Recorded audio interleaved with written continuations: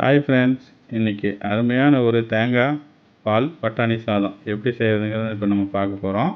இப்போ பார்த்திங்கன்னா அதுக்கு தேவையான பொருட்கள் என்னங்கிறது பார்த்துக்குவோம். இப்போ பார்த்திங்கன்னா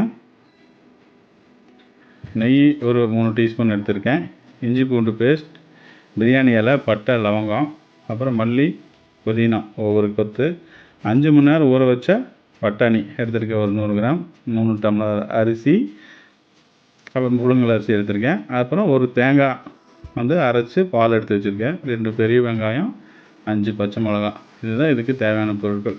அப்புறம் பார்த்திங்கன்னா ஒரு 2 தக்காளி, அளவாக தக்காளி சேர்த்துக்கோங்க ஃப்ரெண்ட்ஸ். இப்போ ரொம்ப தக்காளி சேர்த்தோம்னா புளிப்பாயிடும்.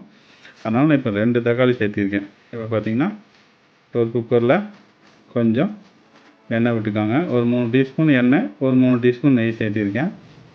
இது ரெண்டும் கொஞ்சம் மிக்ஸ் பண்ணி, கொஞ்சம் நெய்யோட ஃப்ளேவர் இருந்துச்சுன்னா இன்னும் கொஞ்சம் நல்லாயிருக்கும். ஃபஸ்ட்டு பார்த்திங்கன்னா சோம்பு போட்டுக்கிறோம்.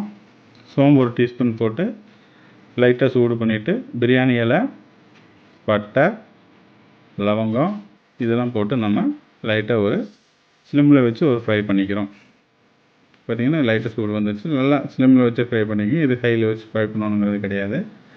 இப்போ இது நல்லா ஃப்ரை பண்ணி வந்துட்டுருக்க ஸ்டேஜில் பார்த்திங்கன்னா அடுத்து நம்ம என்ன பண்ணுறோன்னா 2 கட் பண்ணி வச்சுருக்கிற பெரிய வெங்காயம், 5 பச்சை மிளகா. இப்போ வந்து காரத்துக்கு பார்த்திங்கன்னா நம்ம மசாலா எதுவுமே சேர்த்த போகிறது கிடையாது.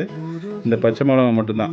அதனால் நீங்கள் வேறு ஏதாவது கூட சேர்த்திக்கலாம். இன்னும் 2 பச்சை மிளகா கூட சேர்த்திக்கலாம். நான் இன்றைக்கி 5 பச்சை மிளகா சேர்த்திருக்கேன். இது வதங்கி வர டைமில் பார்த்திங்கன்னா அந்த 2 தக்காளியும் சேர்த்துக்கோங்க. 2 தக்காளி சேர்த்து நல்லா வதக்கிக்கோங்க. நல்லா பார்த்திங்கன்னா ஒரு 1/2 டீஸ்பூன் உப்பு போட்டு நம்ம இந்த தக்காளி, வெங்காயம் இதெல்லாம் வேகிறதுக்காக ஒரு 1/2 டீஸ்பூன் உப்பு போட்டிருக்கேன். அதுக்கப்புறம் பார்த்திங்கன்னா ஒரு 1/2 வெக்காடு வந்தோடனே தக்காளி, கொஞ்சம் இஞ்சி பூண்டு பேஸ்ட் போட்டு நம்ம வதக்க போகிறோம். இது நல்லா மசிஞ்சு வர அளவுக்கு நல்லா வதக்கிங்கன்னா இது பார்த்திங்கன்னா நல்ல ஃப்ளேவர் கொடுக்கணும். அது எந்த அளவுக்கு வதங்குதோ அந்த அளவுக்கு நமக்கு டேஸ்ட் நல்லா கிடைக்கும். பார்த்திங்கன்னா இந்த ஸ்டேஜ் வரைக்கும் வந்துருச்சு. இதுக்கப்புறம் பார்த்திங்கன்னா நம்ம அடுத்து மல்லியும் புதினாவும் ஒவ்வொரு கொத்துக்கு ஒவ்வொரு கை எடுத்து வச்சுருக்கோம். அது 2யுமே ஒட்டுக்காகவே போட்டுக்கலாம். 2யும் ஒட்டுக்காக போட்டு நல்லா வதக்கிக்கிங்க. பார்த்திங்கன்னா நல்லா இந்த மல்லி புதினாலாம் இந்த இது கூட சேர்ந்து நல்லா வதங்கி வரணும்.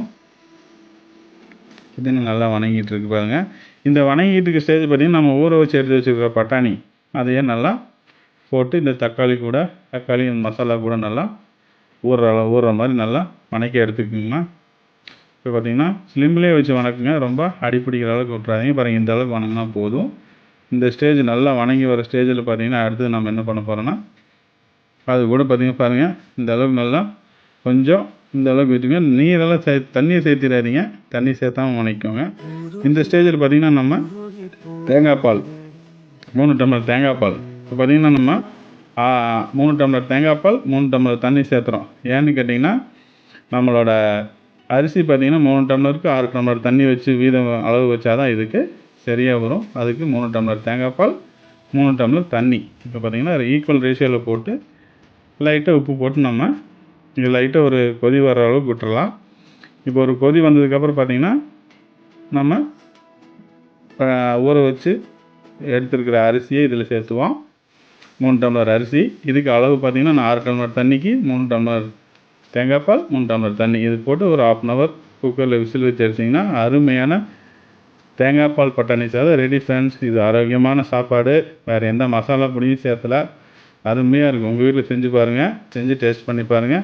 என்ஜாய் பண்ணி பாருங்கள். ஹரி கொங்கு சமையலை